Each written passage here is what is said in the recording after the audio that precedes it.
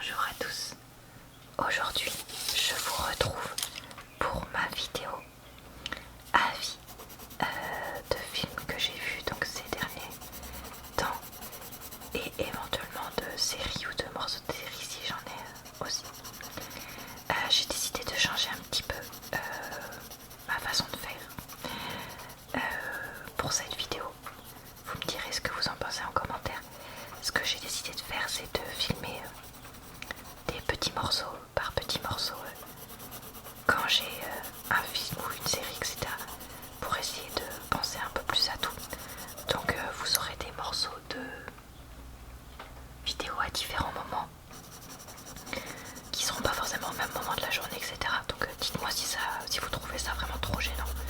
Si c'est pas le cas, je pense que je continuerai comme ça parce que c'est assez pratique pour moi. Là aujourd'hui il pleut. C'est la première fois que j'ai une grosse pluie quand je filme dans ma nouvelle maison une vidéo, donc ça fait un peu de bruit sur le Velux, mais moi je trouve ça agréable personnellement, donc j'espère que vous aussi. Donc le premier film dont je voulais vous parler, c'est le film qui s'appelle Sorry We Missed You, qui est sorti donc en 2018. Donc c'est un film sociétal. En gros l'histoire c'est une famille en Angleterre, ou peut-être pas en Angleterre, enfin au Royaume-Uni en tout cas, peut-être plutôt, qui est de la classe moyenne quoi. Et le père va décider de se faire embaucher dans une entreprise qui assure les livraisons des colis pour gagner sa vie parce qu'il gagne pas grand chose. Alors ce que j'ai pensé de ce film, en fait j'ai pas vraiment aimé ce film. Je vous avoue qu'en fait on l'a regardé avec mon amoureux et on l'a même pas fini parce qu'on n'a pas accroché. Alors je ne dirais pas que c'est pas un bon film parce que je ne pense pas que ce soit le cas. C'est juste que le sujet ne nous a pas du tout accroché. En fait honnêtement c'est un film qui, le peu qu'on a regardé, c'était vraiment ultra déprimant quoi, dans le sens où c'était vraiment bon bah voilà, on exploite les gens, ils sont pas heureux, ils galèrent. Donc bon, je vous avoue que doit y avoir un message dans ce genre de film, etc. Mais bon, moi j'avoue que c'était pas, ça m'a pas transcendé malheureusement. Et du coup on l'a pas regardé jusqu'au bout parce qu'on a trouvé ça trop triste. Après si vous l'avez vu en entier et qui vous a vraiment plu, n'hésitez pas à me le dire pour que je le sache, parce que je crois que j'avais vu qu'il était quand même pas trop mal noté ce film. Mais voilà, dites-moi aussi si jamais vous avez essayé de le regarder mais que vous n'avez pas accroché non plus. Voilà, en gros n'hésitez pas à me donner votre avis parce que c'est toujours agréable d'échanger. Ensuite je voulais vous parler de la série La Casa de Papel. Casa de Papel, je crois qu'on dit. Alors, moi je suis très en retard dans cette série. C'est-à-dire que j'en suis encore au début. Alors, il y a deux façons de compter. Soit vous comptez les deux saisons Netflix qui sont en fait une seule saison en Espagne. Donc ça fait 1, 2, 3, 4 saisons Netflix, mais juste 1 et 2 saisons espagnoles. Donc en gros, là, j'ai juste terminé de regarder la saison 2 Netflix, soit l'ensemble du premier arc, entre guillemets, espagnol. Et je sais que c'est une série dont on a beaucoup parlé, donc beaucoup de personnes l'ont vue. Mais si jamais vous ne l'aviez pas vue, parce que vous étiez comme moi à la base, pas trop chaud, parce que tout le monde n'a fait que de parler de ça ces 2-3 dernières années, je voulais quand même vous conseiller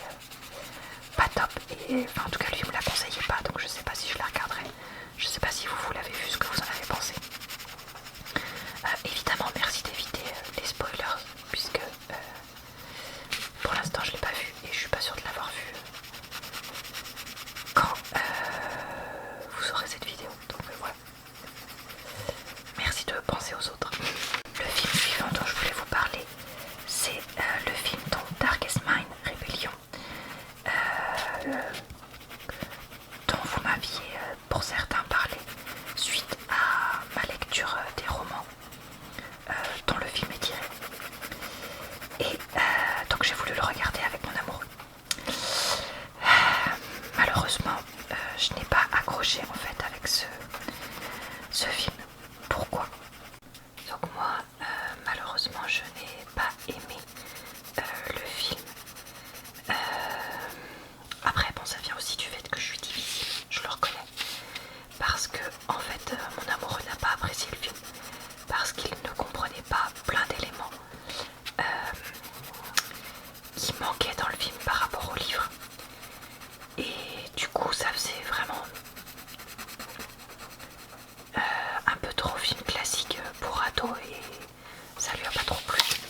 Et moi je n'ai pas apprécié le film parce que du coup j'ai passé mon temps à critiquer le film parce que il manquait des éléments, et il y avait des éléments qui avaient été transformés ou grossis plutôt, genre la tension d'amour entre deux personnages ou des trucs comme ça, ou les personnages qui sortent mais en plein jour normal alors qu'ils sont en fuite, etc. Et du coup ça cachait, enfin moi personnellement ça me cachait vraiment le film, et du coup c'est pour ça que c'est ça qui avait craqué mon chéri, entre le fait qu'il comprenait rien tout seul, et que du coup je passais mon temps à parler dans le film. Ça l'a trop énervé, donc il a dit bon si ça te gêne pas on arrête, et j'ai dit ok ça marche. Donc voilà, donc malheureusement je n'ai pas accroché. Après si on voit le film tout seul, je pense qu'on peut l'aimer quand même, parce que on n'a pas cette comparaison du coup avec le livre. Après peut-être que si on est moins difficile que moi dans les adaptations de livres en film, et qu'on accepte que certains éléments sont changés, on peut peut-être l'aimer aussi, mais moi je suis vraiment trop exigeante là-dessus. Mais j'ai le même problème avec plein de sagas, hein, que ce soit les Harry Potter, tout ça.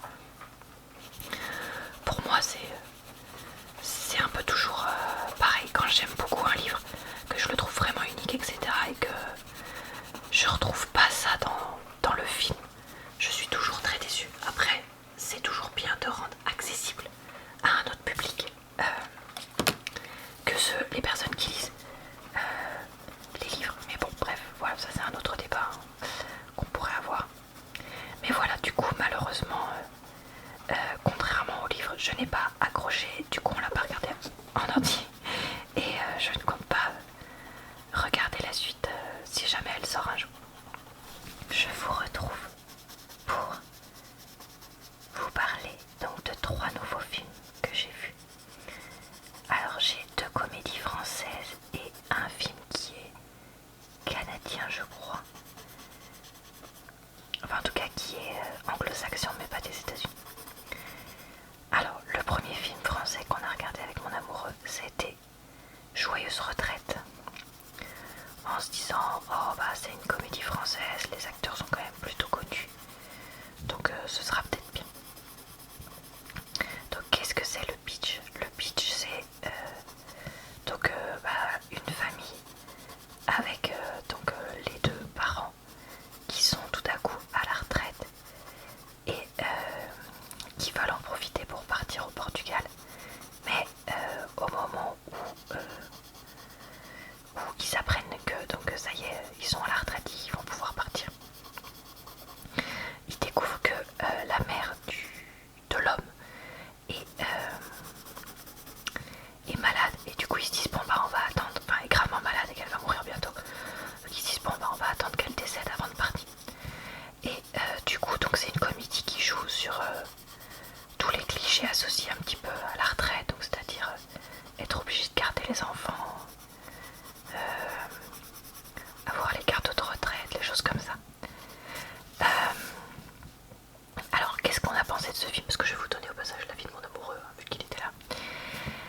Et ben c'était pas top, mais ça passait encore, c'est-à-dire qu'on l'a regardé en entier quoi déjà, ce qui n'est pas toujours le cas des comédies françaises. On en reparle dans 2 minutes. Donc on l'a regardé en entier. Après c'était pas non plus le film de l'année, désolé j'ai fait plein de bruit, loin de là. Qu'est-ce qui était, en fait franchement honnêtement au début c'était sympa, la situation était sympa, il y avait 2-3 blagounettes et tout, donc ça allait. Le problème c'est qu'il y a un moment où ça a commencé à partir en caricature, voire même en complètement n'importe quoi. Et là à ce moment là on s'est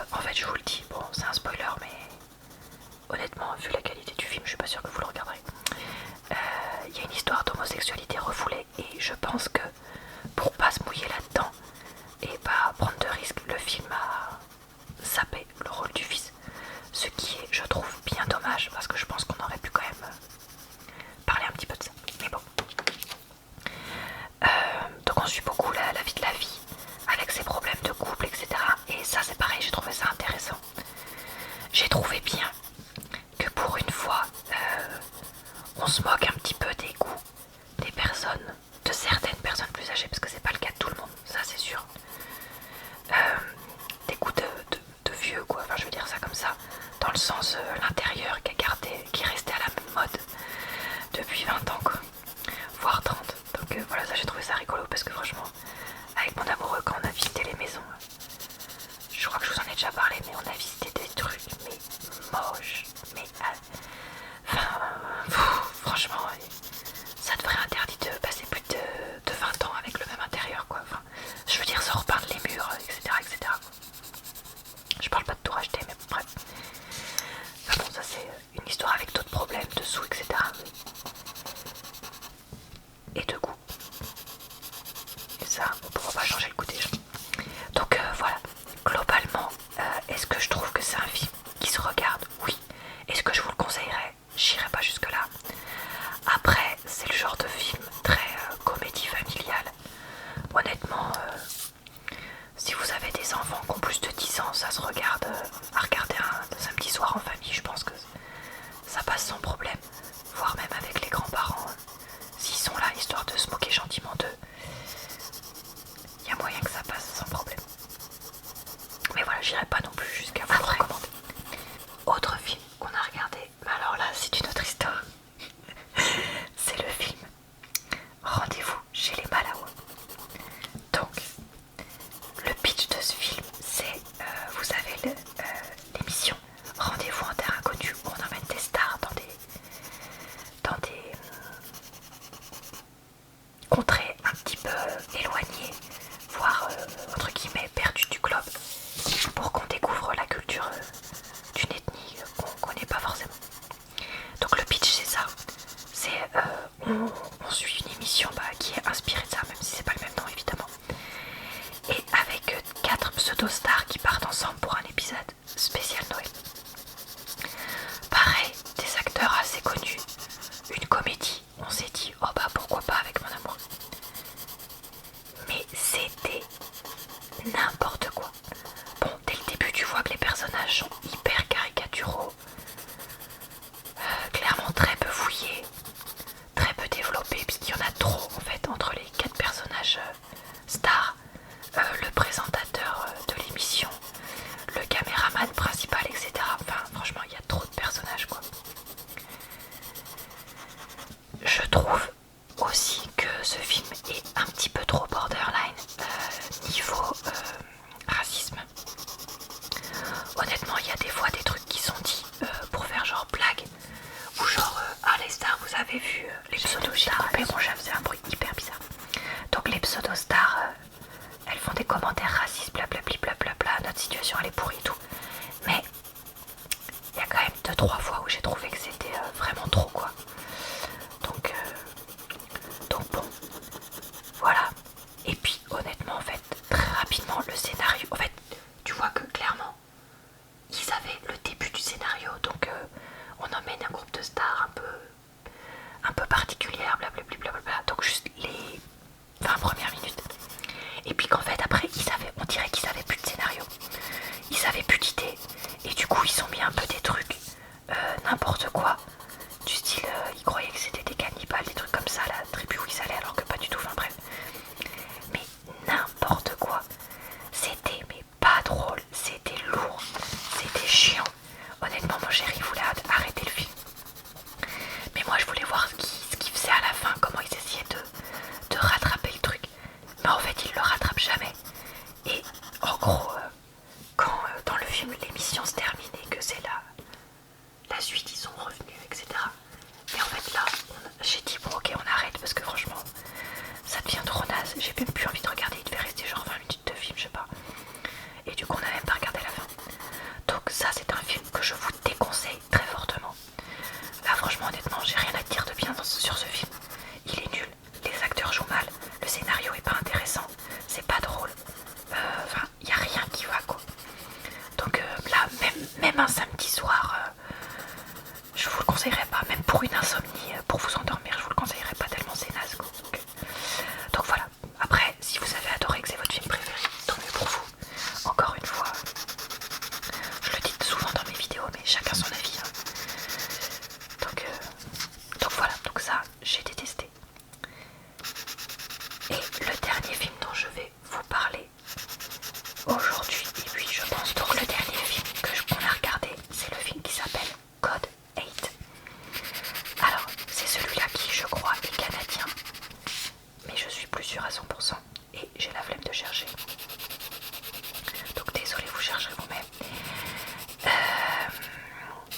Donc l'histoire c'est quoi? On suit en fait dans une ville des personnes qui ont des super pouvoirs, mais pas trop non plus. Je veux dire, c'est pas Superman, des trucs comme ça, c'est plus des super pouvoirs genre super force, pouvoir avec l'électricité, des choses comme ça. Donc on suit un héros qui a 25-26 ans, donc ça pour une fois c'était pas mal, que j'avais peur qu'il nous refasse encore un peu le film teenager, un peu caricatural, mais en fait non, pas du tout. Donc on le suit et en fait les personnes qui avaient des pouvoirs après avoir été très accueillies dans cette ville sont maintenant complètement rejetées, plus personne veut d'elles, elles ont du mal à trouver un emploi, à trouver du travail, etc. Donc en fait il y a un très très gros parallèle avec enfin pour moi, après c'est peut-être pas du tout l'intention du film, mais je pense quand même que si, avec l'accueil de certaines communautés étrangères dans certains pays qu'on a accueillis à bras ouverts pendant les années 60-70 avant de les rejeter complètement et de les marginaliser. Et ici, le film est vraiment intelligent. Et en fait, ce que j'ai aimé aussi, c'est qu'on suit pas des... C'est que déjà, on prend un petit peu le temps de mettre en place l'histoire. Et après, on suit pas que des personnages gentils. En fait, on suit des personnages qui essayent de s'en sortir. Et qui, pour ça, vont faire des choses illégales. Et il va pas y avoir, pour une fois, le côté gentil américain, entre guillemets, si vous voyez ce que je veux dire. Dans le sens, vous savez, le héros qui devient gentil, ou qui fait en sorte de sauver la nation, ou je sais pas quoi, enfin bref, comme dans les films américains quoi. Là, pas du tout. Le film se finit de façon un peu, je vais pas dire caduque, parce que c'est pas du tout ça, mais comment dire, inhabituelle quoi. C'est-à-dire t'as une fin, mais en même temps c'est pas une vraie fin, si je peux dire ça. Je sais pas trop comment expliquer, enfin je veux pas révéler le film, parce que alors par contre celui-là, je vous le conseille fortement. Il est vraiment super. Après, j'irai pas le conseiller non plus à des jeunes enfants, parce que ça apporte des thèmes assez tristes. Et en plus, il y a des personnages qui meurent quand même dans l'histoire. Mais honnêtement, je vous le conseille fortement, 15 ans et plus. Il est vraiment super si vous voulez regarder un film avec de l'action, de la réflexion, avec un vrai bon scénario, pas comme le film dont je parlais juste avant. Franchement, foncez. Après, je dirais pas jusqu'à dire non plus que c'est un film parfait. Il y a des moments où je trouve que c'est un petit peu trop lent. Et puis, comment dire, j'ai trouvé que le personnage qui est censé avoir donc 25 ou 26 ans, je sais plus, ou peut-être même 27 honnêtement, dans ces eaux-là quoi, au début il se comporte comme le bon fils à maman, un petit peu de façon trop caricaturale. C'est-à-dire que sa mère le surprotège, mais bon, à 25 ans, oui maman, je vais faire si maman, ah non, je me rebelle contre ma maman. Au début j'ai cru qu'ils avaient fait, en fait, donc ils avaient pas dit l'âge du personnage, j'ai cru qu'ils avaient fait un personnage de 18 ans avec un acteur beaucoup trop vieux, comme ça arrive parfois dans ce genre de film. Mais en fait non, ils ont bien dit qu'il avait voilà 25-30 ans dans l'histoire. Et du coup j'ai trouvé que faire un personnage aussi le gentil fils à maman de cet âge là c'était un petit peu bizarre. Et que ça aurait mérité d'être un peu plus justifié plus tôt dans le film. Parce qu'on comprend un petit peu pourquoi, mais je trouve que ça a été un peu sous-exploité. Et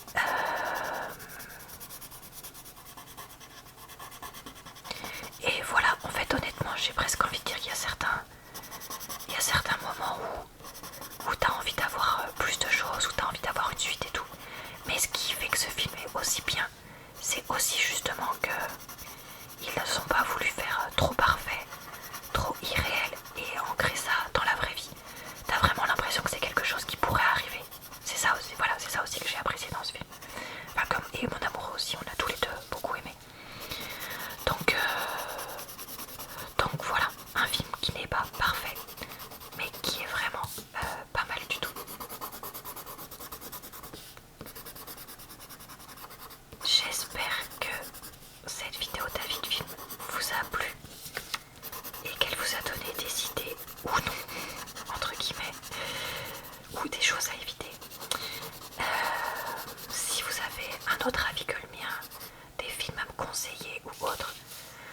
suis tout à fait ouverte à ça en commentaire.